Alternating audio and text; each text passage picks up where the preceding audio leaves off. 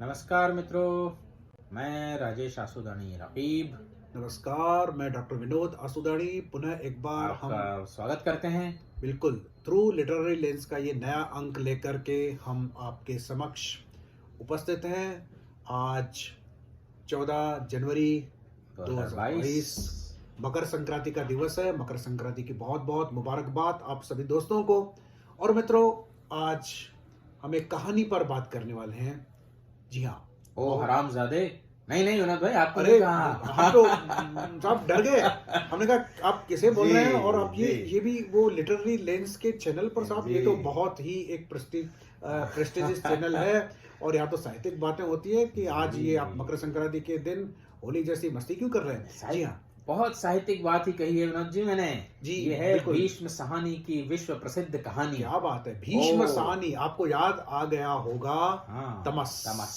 तमस के राइटर हैं भीष्म साहनी। उनकी जो नॉवेल है, उन पर दूरदर्शन में एक सीरियल भी आया करता था, राजेश जी, तमस जी। और ये भारत पाकिस्तान का जो विभाजन हुआ था, हाँ। उस समय जो ये सांप्रदायिक दंगे हुए थे, हाँ। तो उसका एक रियलिस्टिक डिस्क्रिप्शन देती हुई है। एक कृति है, साहित्यिक बहुत ही चर्चित कृति है। बिल्कुल। और तो बलराज साहनी इनके बड़े भाई हैं।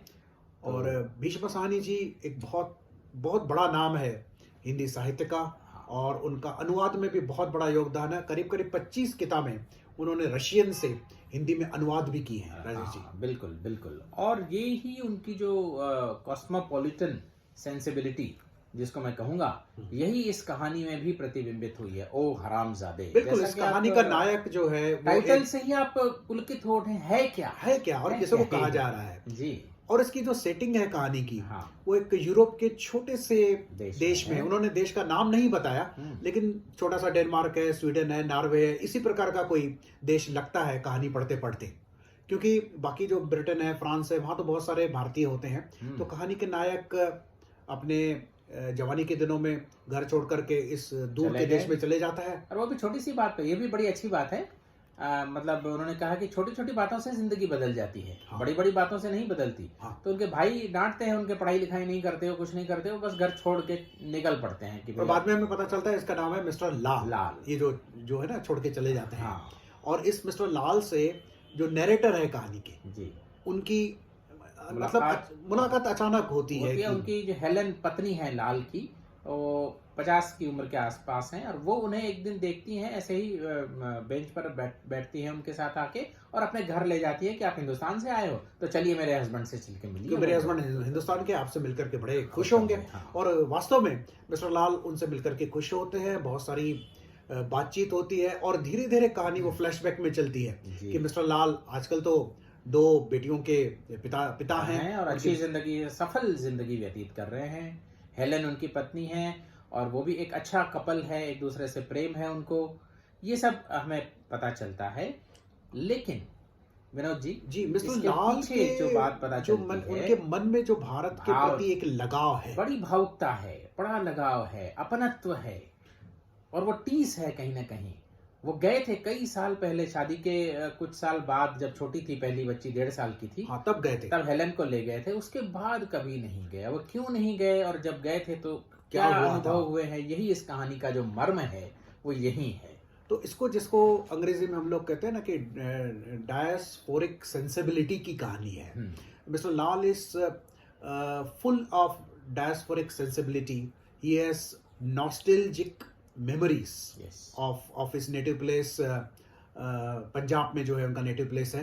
हाँ, जालंधर। हाँ। तो अब यह एक समझने वाली बात यह है कि इंसान कहीं भी चला जाए, आप मटेरियली बहुत ही समृद्ध हो सकते हैं, बिल्कुल प्रॉस्परस हो सकते हैं, किंतु आप उस जगह को, उस माहौल को, उस लोगों को कभी नहीं भूलते जहां आपका बचपन बीता है। तो एक क्रिटिक ने बहुत ही अच्छी बात कही है कि your home is always that place where you have spent your early childhood। तो ये जो बड़ी बात है कि आप किसी भी बड़े घर में रहे, कहीं भी रहे, लेकिन होम जब भी बात आएगी, घर की बात आएगी, तो आपको वही बचपन का घर याद आएगा। और भी यहाँ हमारे एक कल्चरल क्रिटिक हैं होमी भाभा। उनकी एक बहुत ही प्रसिद्ध किताब है, समालोचना की किताब है, हैब्रिडिटी ऑफ कल्चर। जी। तो आजकल जो शिक्षा के लिए या रोजगार के लिए जो जो लोग अपनी समाज को, अपने देश को, गांव को छोड़ करके दूर देशों में जाके बसते हैं, तो उनके पास एक हाइब्रिडिटी ऑफ कल्चर है। वो पहले जिस कल्चर से आते हैं, जिसको बोलते हैं कि होस्ट कल्चर, तो उसको भी नहीं बोल सकते हैं। हाँ। और जो गेस्ट कल्चर है, जहाँ जाके रह जाते हैं, हाँ। उसको भी नहीं भूल सकते हैं। तो बिल्कुल। ये जो मिस्टर लाल है, he is a representative of this diasporic sensibility, this transcultural sensibility. जी, दोनों कल्चर्स में वो अपने आप को he tries to be at home. Whether he is at home in both the cultures remains to be seen. वो perfection तो achieve नहीं हो पाता है Exactly, किसी the को भी irony of the situation is that he suffers from the sense of alienation in both of the in cultures. both the cultures. When he comes back to Jalandhar, so he finds that is this the Jalandhar for which I have been longing? हाँ, वो- तो ये जो एक sensibility है कि जिस चीज के लिए आप बड़े भावुक हो रहे थे, जब वास्तव में वो वहां पहुंचते हैं, तो वहां आपको लगता है कि ये कैसा शहर है, ये इसमें तो कुछ भी ऐसा नहीं है, लोग बदल गए हैं, वो लोग आसपास नहीं है, तो बड़ा अलिनेशन का सेंस वहां पर उनको फील होता है। और मनोज जी, ये तो है ही है जो हमने कहा, पर इसके और एक जो मार्मिक बात कहानी में हमें पता चलती है, जब वो उसके मित्र मिलते हैं सड़क पर चलते चलते मिस्टर लाल को, तिलकराज जी, नाम के तिलकराज। मित्र मिलते हैं, तो ओ हरामजादे कह के बुलाते हैं उसको, कहाँ से आया, मतलब भूल गया हमको। तो वो जो अपनत्व का बोध उनको होता है, फिर उनके घर जाते हैं हेलन के साथ, और जिस तरह से वहाँ काफी सारा समय बिताते हैं, और वो आने ही नहीं देते वापस, और टिपिकल पंजाबी जो आतिथ्य सत्कार होता है उस तरह से वो साग और जो है मकई की रोटी खिलाती हैं उनकी भाभी, तिलकराज की पत्नी। तो ये जो अपनत्व है finally he finds in that city. लेकिन यहाँ दिक्कत ये है कि हेलन जो है, नहीं, इससे पहले राजेश जी, जी, मैं थोड़ा सा जी। बीच में आपको रोकूंगा। हाँ, हाँ, कि यहाँ पर एक साइकोलॉजिकल टर्न है कहानी का। हाँ, जब तिलकराज सड़क पर अचानक जी। इस मिस्टर लाल को देख लेते हैं, वो दोनों बचपन के लंगोटिया यार रहते हैं, और उनका तरीका रहता है इस प्रकार से, बिल्कुल। पंजाबी युवक एक दूसरे को गालियां देते गालियां रहते देते हैं, हैं। हालांकि तो इंडिया में ही गालियां देते रहते हैं पूरी में। जी, जी। तो वो जब वो बोलते हैं कि ये हरामजादे, हाँ, तो अचानक ऐसा लगता है कि एवरीथिंग एक्वायर्स मीनिंग मीनिंग, इन 1 सेकंड। जड़ें मिल जाती हैं फिर से। जड़ें मिल जाती हैं, as if he is once again rooted in his soil, in his people, in his community, in his society, in his nation. Yes. तो ये जो बात भीष्म शाहनी ने पकड़ी है, हाँ, कि आप कहीं भी रूटेडनेस कब आएगा, जब कोई आपको अपना कहने वाला मिल जाएगा। बिल्कुल। It is the human warmth that makes everything meaningful. Otherwise ये जो झाड़ है, ये जो वृक्ष है, ये जो जमीन है, ये घर है, मकान है, दीवार है, इसमें अपनत्व तो नहीं होता है। जब वो कहता है कि ए हरामजादे, अपनत्व से जब पुकारता है, एक दोस्ती का it is a call of friendship, जब उसको मिल जाता है, तो all of a sudden he discovers meaning in it. और उसके बाद उसके घर जाना, और वही वो है अपनत्व की जो बात है, वो एक नज्म याद हुआ ही मुझे जी, कि वे चला हूँ घर को छोड़कर, कोई नहीं जो रोक कर, बड़ी अदा से टोक कर, वाह, वाह। कहे कि लौट आइए, मेरी कसम न जाइए। न जाइए। तो ये जब तक कोई नहीं होता ना कहने वाला, तब तक वो अपनत्व की भावना नहीं आती। और दूसरी ये बात, अभी जो आप बात कर रहे थे कि हेलन, जी, अब हेलन इस बात को समझ नहीं पाती, कोशिश जरूर करती है वो। जब शादी होती है लाल के साथ, तो वो अपना नक्शा टांगती है किचन में कि जलंधर कहाँ है, अमृतसर कहाँ है, दिल्ली कहाँ है, टप्पे गाने की कोशिश करती है। तो she tries to empathise, she understand her husband.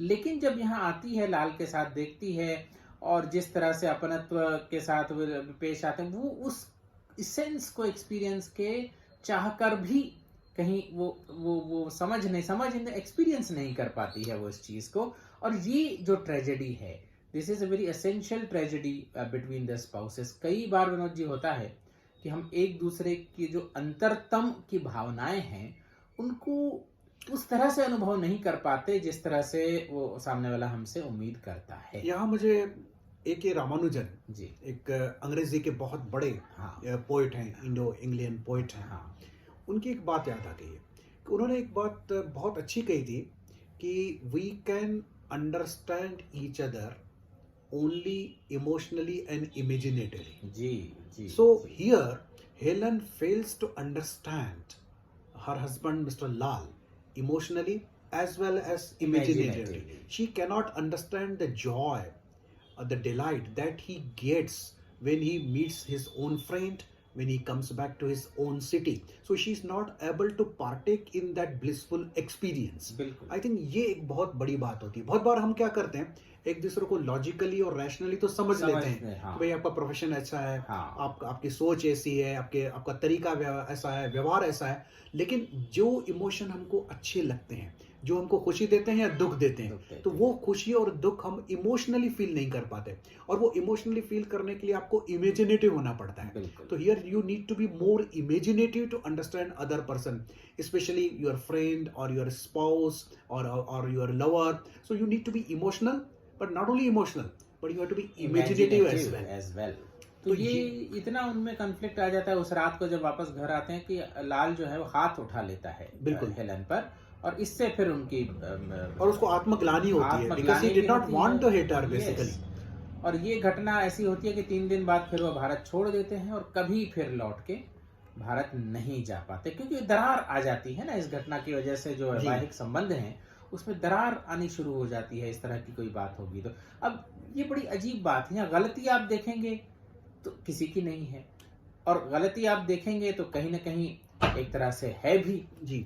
और वो जब तिलक राज जी के घर रात को डिनर पर जाते हैं, हाँ. और तिलक राज जी की जो पत्नी है वो खास वो ये सरसों का साग और बनाती मकई है, की रोटी. और लाल जी की जो कमजोरी है सरसों का साग खाना, और रुक जाते हैं. 12-1 का समय हो जाता है, हेलन बड़ी परेशान से होती हैं, उनको साग दिया भी जाता है खाने के लिए, बिल्कुल वो छूती भी नहीं है उसे. छूती भी नहीं यानी है. वो इतना भी नहीं समझती जिस डिश के लिए उसके पति इतने लालायित हैं उसे खाने के लिए, उनका इतना मजे से जी, खा रहे हैं, जी. उसके लिए उसका कोई वैल्यू नहीं है. और तो नहीं छूती, पर इस बात को वो गलत भी समझती है, मिसअंडरस्टैंड भी करती है कि जाने उसकी बीवी के साथ तुम फ्लर्ट कर रहे थे. हाँ, बोलती है उसको फ्लर्ट करते हैं, शायद इसी से वो तो आहत होकर के हाथ उठा मिस्टर लाल जो है वो हाथ जो है वो उठा लेते हैं. तो यहाँ ये कहानी ऐसा लगता है तो कि बहुत ही साधारण सी घटनाओं का वर्णन कर रही है, लेकिन राजेश जी मुझे ऐसा नहीं लगता. ये कहानी हमें एक रिलेशनशिप के साइकोलॉजी की तरफ भी लेके जा रही है जी. कि यदि हस्बैंड एंड वाइफ हैं, वो जो एक दूसरे के जो उनके जो पास्ट है, जो उसका हिस्टोरिकल हाँ पास्ट है, उसको जब तक अकोमोडेट नहीं करेंगे, सिर्फ अगर आप उसके प्रेजेंट को ही एक्सेप्ट करेंगे, तो I think relationship is not going to be a rounded relationship. Holistic relationship नहीं हो सकता है वो केवल मोमेंटरी रिलेशनशिप जरूर हो सकता है, लेकिन वेल राउंडेड रिलेशनशिप नहीं हो सकती है. क्योंकि आप जब किसी व्यक्ति के साथ बंधते हैं तो आप सिर्फ उसके प्रेजेंट के साथ नहीं बनते, क्योंकि उस व्यक्ति के साथ उसका एक हिस्टोरिकल पास्ट भी है. वो हिस्टोरिकल पास्ट के साथ कुछ अच्छी यादें हैं, कुछ बुरी यादें हैं. तो आप यदि उन यादों को आपने नहीं भोगा है किंतु सामने वाले व्यक्ति ने भोगा है, तो अगर आप उसको कम से कम इमेजिनेटिवली और इमोशनली अप्रिशिएट भी करें आप, आई थिंक बहुत सारे रिलेशनशिप बच जाएंगे. इसीलिए टूटते हैं कि आप ऐसा क्यों करते हैं, आप वैसा क्यों करते हैं, आप ऐसे क्यों करती हैं. तो ये जो चक्कर है, तो ये बहुत बड़ी बात भीष्म साहनी जी लाए हैं. यहाँ रिलेशन वो टूटने से तो क्यों बच गया, क्योंकि मिस्टर लाल बड़े पेशेंट थे और वो इसीलिए अति भावुक हैं उन बातों के जलंधर के प्रति. शायद इसलिए भी बच गया कि वो उन्होंने भारत आना बंद कर दिया. यदि वो बार-बार भारत आते रहते तो next time it is absolutely sure that Helen would not have come with him. बिल्कुल. और इसीलिए वो अति भावुक हो गए, उन्होंने दबा दिया अपने अंदर की भावनाओं को. इसलिए वो जब नैरेटर से मिलते हैं तो आखिरी में विदा होते समय भी एयरपोर्ट पे जब वो जाते हैं उनके छोड़ने, तो बड़े अति भावुकता से फिर से जलंधर की, और फिर वही कहते हैं कि मैं सफल हूँ, सब कुछ मैंने यहाँ रह के पाया है, लेकिन आज भी ये लगता है कि सड़क पे चलते कोई उस पार से आवाज दे ले कि ओ हरामजादे. तो ये जो अति भावुकता आ गई है उनमें जी. वो इसीलिए आ गई है क्योंकि उन्होंने अपनी शादी बचाई, अपना कैरियर बचाया, पर अपनी जड़ें खो दी, और अपनी जो भावुकता है वो कहीं ना कहीं उन्होंने. और हेलन इसके बीच एक और भी बात बोलती है कि यदि आप किसी पंजाबी लेडी के साथ शादी करते तो शायद अधिक सुखी रहते. और उन्हें भी लगता है, लाल को भी लगता है वो देख कर कि मैं काश कोई मेरी ही लेडी पंजाबी में मेरे इस कमरे से उस कमरे में जाती, ऐसा कर एक लगता है उन्हें भी इस तरह. तो अब यहाँ पर हमें ये मिसअंडरस्टैंडिंग क्रिएट नहीं करनी है कि भीष्म साहनी जी किसी इंटर रिलीजियस या इस प्रकार की जो मैरिजेस होती है ना हो, ऐसा नहीं है. पर वो अगर हो तो फिर एक दूसरे के प्रति जो एम्पैथी है, जो होलिस्टिक अंडरस्टैंडिंग है, वो हमें रखनी पड़ेगी, चाहे वो इंटरकास्ट मैरिज हो, इंटर रिलीजियस मैरिज हो, या इंटरनेशनल मैरिज हो. मैं तो ये कहता हूँ कि बहुत बार हमारे भारतीय संस्कृति में एक बात कही जाती है, मैं तो उससे भी एक कदम आगे की बात बोलने की कोशिश कर रहा हूँ कि जैसे आप यदि किसी से मैरिज करते हैं तो आप किसी व्यक्ति से मैरिज नहीं करते, ऐसा कहा जाता है हाँ। संपूर्ण परिवार को अपनाना पड़ता है। हाँ। मैं तो यहाँ तक कहूंगा कि यदि आज जब भी आप किसी से मैरिज करते हैं तो एक संपूर्ण संस्कृति को अपनाना पड़ता संस्कृति को है। अपनाना पड़ता है। ये इंटर कल्चरल कम्युनिकेशन हो सकता है, जो कि यहाँ Helen particularly failed to interculturally communicate. चाहे वो नहीं समझ पाई, लेकिन कम से कम इतना वो टॉलरेंट हो सकती थी शायद कि जी, हाँ भाई बिल्कुल। कभी कभार भारत जाया करेंगे, ठीक है, और आप अपने हिसाब से कुछ दिन वहाँ बिताया कीजिए। बिल्कुल। और ये ज़रूरत भी है। भीष्म साहनी जिस तरीके से उनकी खुशी दिखाते हैं मिस्टर लाल की, हाँ। जब उसे तिलक राज जी अपने दोस्त मिल जाते हैं, तो वो उसको ऐसा लगता है कि as if he has got back his lost world. तो ये जो बातें हैं, मुझे लगता है कि आज के संदर्भ में बहुत ही प्रासंगिक है, बिकॉज़ आज millions of our young people are going abroad, especially they are settling down in Europe Yes. and United States. तो ये जो diasporic sensibility है, it is not something to be read and admired in the books, but it has become a reality for millions of the people all over the world, because people are now migrating from one region to another with a greater frequency than it used to be in the past. और ये भी है कहीं इस कहानी में कि भाई यही स्थितियां हो सकती थी, लेकिन शादी टूट सकती थी।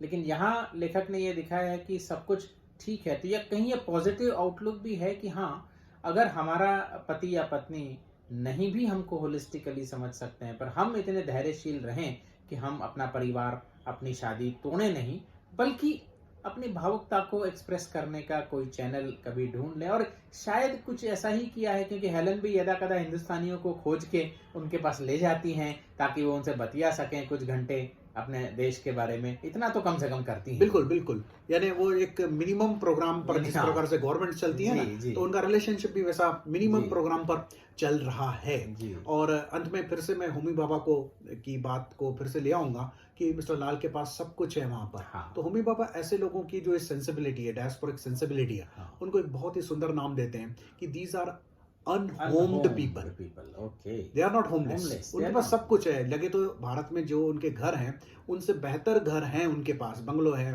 फ्लैट्स हैं, लेकिन still at the psychological level these people are unhomed. तो दोस्तों, भीष्म साहनी जी की ये कहानी पढ़ें, उनकी और भी कहानियां पढ़ें, उनके उपन्यास पढ़ें। भीष्म साहनी एक बहुत ही अच्छे लेखक हैं जिनके पास कल्चरल सेंसिबिलिटी है। तो ज़रूर बताइएगा ये डिस्कशन आपको कैसा लगा। भीष्म साहनी जी की कहानियां आप पढ़ते हैं तो आपको कैसी लगती हैं। बहुत जल्दी राजेश जी कोई और चीज़ आपके लिए लेकर आएंगे। जी। तब तक हमें इजाज़त दीजिए। नमस्कार।